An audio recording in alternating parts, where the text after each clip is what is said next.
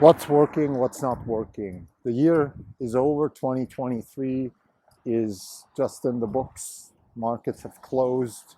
For the year, we are up 118%. The market's up 24%. We're outperforming by 94%.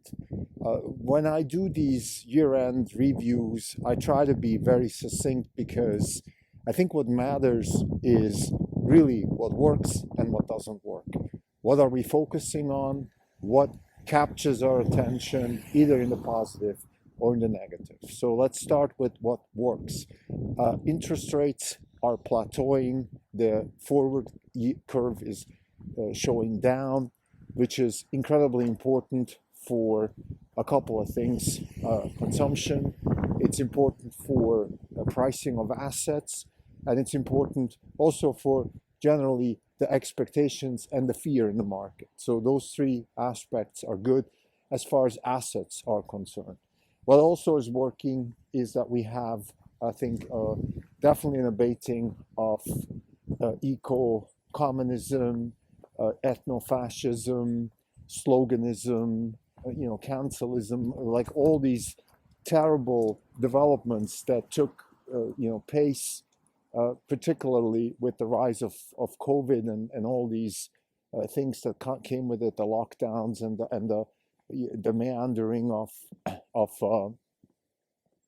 all kinds of people telling other people how to live and what to do, coercion, eco-communism or eco-socialism, which is misappropriating the real problem of carbonization of the atmosphere and using it for your own purposes.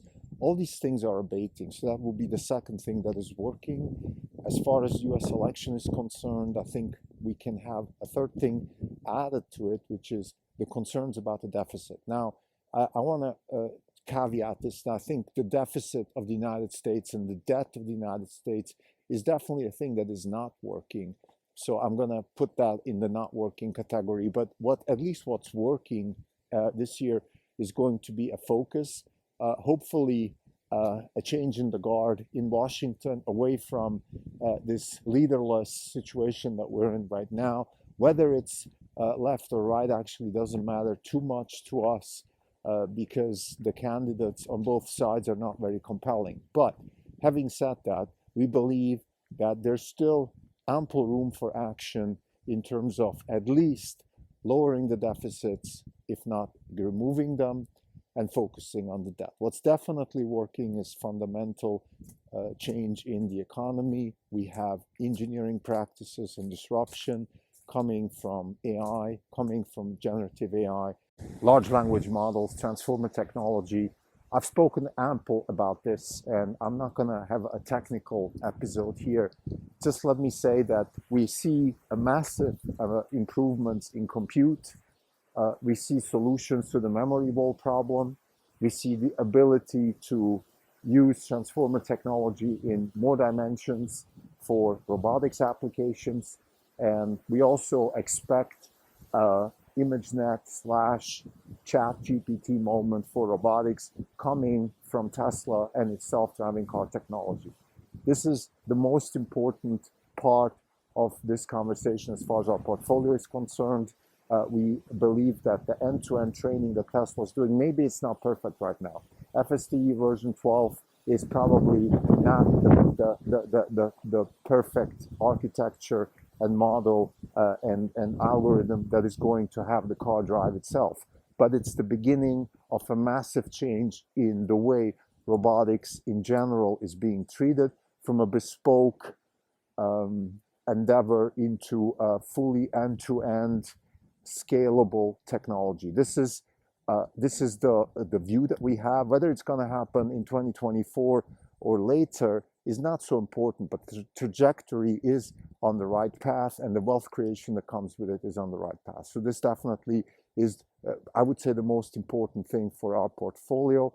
We are also invested in Tesla for other reasons, of course, electrification and decarbonization of the economy. But the AI part of Tesla is the most interesting part because it's going to have the most economic impact. Just think of having not to drive and having cars drive themselves. This is just a massive improvement of life, quality for a lot of people, whether it's older people, whether it's people that have trouble driving because their sensory system doesn't work or something like that. It doesn't matter.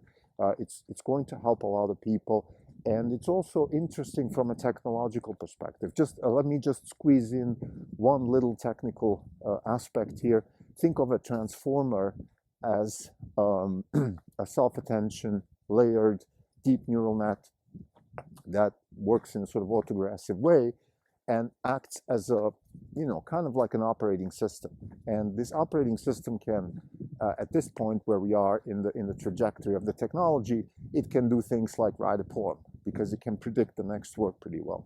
However, it can also call, let's say in-context learning means that with prompts, you can nudge the system to do certain things, such as maybe call an algorithm like a logic regression and solve a problem. Now, the same can be used in robotics, and the robot can use transformer technology for semantic planning and also for execution of low-level tasks, such as in the case of a self-driving car, let's say, push the gas, turn the wheel, things like that. So we're very, very excited about this, and this is the biggest takeaway, or one of the big takeaways from Europe's, one of the most important conferences that we attended this year. I think another thing that I want to mention that came out of Europe's, and that is probably the most important takeaway from Europe's, which is that the central dogma of machine learning, which is data, model, our algorithm is reversible. That means that we have to focus as much on data as on algorithm and model. All these things are intertwined, and Tesla is in the best position to take advantage of that because they have the data. And when I say data, it doesn't mean just quantities of data. It also means variety of data. It means also the technology to clean the data, the technology to deal with data at scale. The more data at scale in a useful way you have, the better your AI is going to be. So this is definitely the most exciting thing. We are also very happy about what's going on in the simulation space, which is more of an NVIDIA story with Omniverse as a sort of next level platform. Jensen said it in an interview a couple of months ago that the CUDA of the 2000, the noughties, is, what CUDA was in the noughties is Omniverse today. It's a platform, a technology that is going to proliferate the company and the technology and the usage of the technology into the next decade of wealth creation. So on that front, what's working, to summarize, we have a macro environment that is favorable, but most importantly, we have a fundamental technology which is proliferating throughout the economy. We're invested in Tesla and NVIDIA. There's certainly other companies that we would be interested in investing, such as Microsoft, Broadcom, and Synopsys. We're not doing that right now. We might do that, but that's a different conversation. So now let's switch gears to what's not working. And let's start with Tesla. I think what's not working with Tesla is that the tabloid life that Elon Musk is leading, unfortunately, is costing the company in agility and focus and speed. I would say this year, 2023, has been a mild disappointment from a Tesla perspective. Yes, we did recover some of the losses of 2022, but we should have done better. And the reason we should have done better is because Tesla is a very, very strong company and has enormous amount of clout in a market that is completely dismantled by Tesla. So it's kind of what I'm trying to say is the fact that Tesla is delaying some of the things, such as full self-drive, Cybertruck, 4680 battery, the solar business, energy business, all of these things are relatively slow. Some of them may be not as slow as others, but it feels like that the company as a whole is maybe, it's a bit too harsh to say dropping the ball here or fumbling or anything like that, but it's certainly it's an accumulation of unforced errors, and that happens when a leader such as Elon Musk is not focused. So what he's doing is delegating, which is good. That's not a bad thing per se. But the problem with delegation, of course, is that you want to be able to delegate from a position of strength and not from a position of necessity. And this is what's happening with Tesla. So that's a disappointment. a remedy for to improve that is very simple. Either delegate to the right people and do it from a position of strength. In other words, tell whether it's Rubal or whoever you're picking to run the show, tell them explicitly that you want them to run the show, give them the power, give them the endorsement, rally the troops around them, and then let's go. Or you come back and do it. In other words, you give up on some of the tabloid life that you have, particularly on Twitter. Let it run on itself. It's in good hands with the lady that runs it, and focus on Tesla. Tesla needs to be nurtured. It's not a self, it's not a self driver. It's well, pun not intended. Excuse me, because it needs nurture. It needs care. Full self driving is not ready, and it needs a lot of work. It's hard. There is potential to have to rewrite the whole architecture stack. There's probably a lot more opportunity in gathering the right data for the right training. There's a lot of opportunity also in material science and using AI for material science to actually develop better batteries. So there's a lot of vectors that the technology is moving, and that is, if you ask me, if entrepreneurs like Tesla don't grasp those technologies, then they will be wasted, because the scientific community is just not in the business of turning ideas into scalable, wealth-creating technologies. That's not what the scientific community is all about. What the scientific community is doing is writing papers, getting tenure, collecting accolades, and that's what they do. So we need people like Elon Musk to do it. Right now, we don't see anybody else who can do it, in particular when it comes to things like battery technology or, again, robotics, full self-drive. These are things that Tesla is certainly interested in doing. They have business lines, the humanoid robot and things like that. But again, it seems like the company has dropped the ball a bit on these endeavors, and that's because of the tabloid life of Elon Musk. He needs to focus. He needs to get back to focus, and that will be on the negative side. And also, hopefully, we have some suggestions here that will have some legs. What is not working is the U.S. deficit and the debt. It's too high. What is not working is complacency in the economy. We have an indeterminate economy. A lot of talent, even in the STEM space, is going to places like Google, and even worse, Facebook or Apple, or which are just honey jar jobs.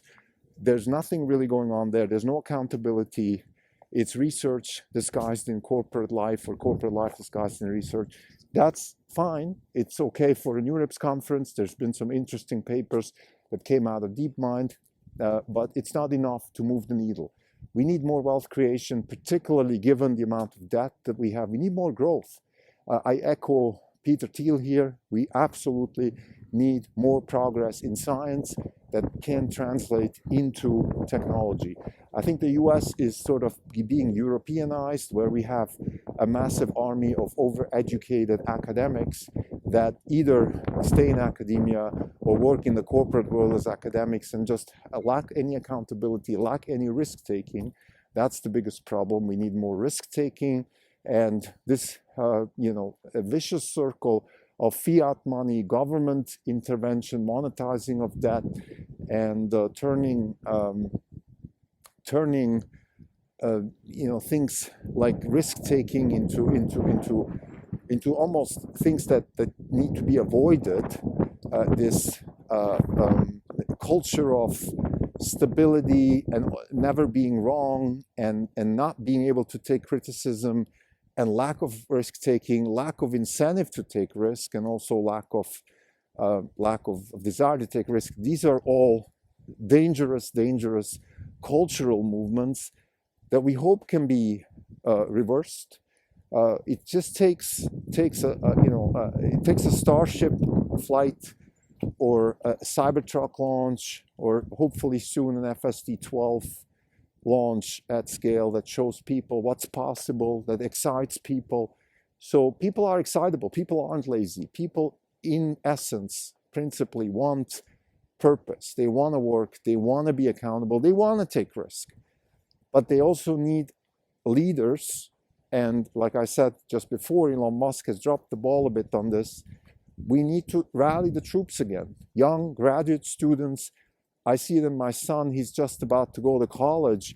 As much as I try to excite him, and he is excited, don't get me wrong, I think he's a good kid. He wants to study physics or engineering, something like that. So he's interested in technology and science. He wants to do real things. But it's going to be difficult for him to navigate a university landscape and a corporate landscape of indeterminism. And it's on the entrepreneurs to fix that. So this would be my biggest negative for the coming year. And hopefully also every negative can be reversed into hope and a desire to improve.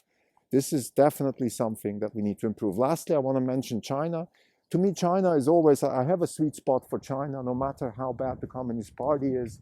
The people of China, the thousands and thousands of students that I see at conferences like Europe's, the many students that I'm surrounded during my sabbatical at Stanford, they inspire hope in me. And the Chinese are willing to work. They're not drunken with vanity and status and all of those virtue signaling viruses that have infected our Western youth. Are the Chinese obsessed with status? Of course they are. Are they vain? Yes, they're human beings. But first and foremost, they want to work. They want to make money so their kids can have a better life, so their kids can take care of them, and their grandkids can take care of their kids. This is, to me, the ultimate purpose of a man's work or a woman's work, which is to go out there, create wealth, optionality for your next generation so they can have a better life, and even more optionality so their kids can have more optionality. This is first and foremost and this is what comes across when I see China. So I'm hopeful for China.